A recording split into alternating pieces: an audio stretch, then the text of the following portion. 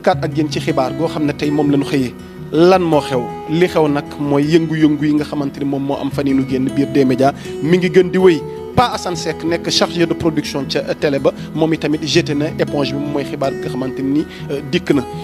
waaye nag du moom dong ndax gis ngeen ni fan yii nu génn ki ñuy wax Ahmed Aïdara yàlla dogal mu nekk maire ville de Guédiawaye ñu ràññeekoon lool ci revue de presse matinale yi mu doon def. moom itamit dafa jeté woon éponge bi ndax kaawam sax moom moo gënoon jur débat ndax nee nañ lan moo waral mu bàyyi est-ce que nekkul xëy na li nga xamante ne ni tudd nañ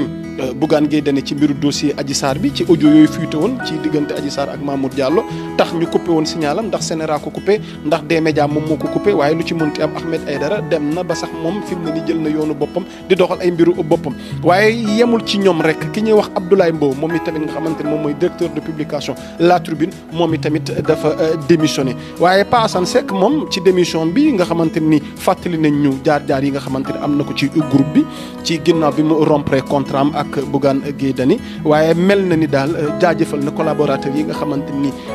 sëkk na woon ak moom jàmm ak salaam ndax ci ni mu ko waxee ci nasaraan j'ai collaboré avec des gens merveilleux des professionnels assidus et fermement travailleurs quelle que fût la situation à D-Média quelle que fût la situation à D-Média kon cela veut dire que xëy na kër gu ci nekk du ñàkk yëngu-yëngu waaye bi yoon yëngu-yëngu gi am D-Média mat na taxaw seetlu fan la nar a jëm nag ndax fi lekk ay fan tamit dañuy nar a amaat yeneen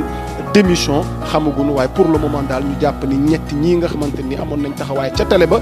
dem nañ mu di Ahmed Aïdara mu di Abdoulaye Mbow waaye ki ci mujj ki doo waraloon xibaar gi nga xamante ni moom lañ leen doon jox di Pa Assane Seck nekkoon chargé de production moom itamit tàggatoo na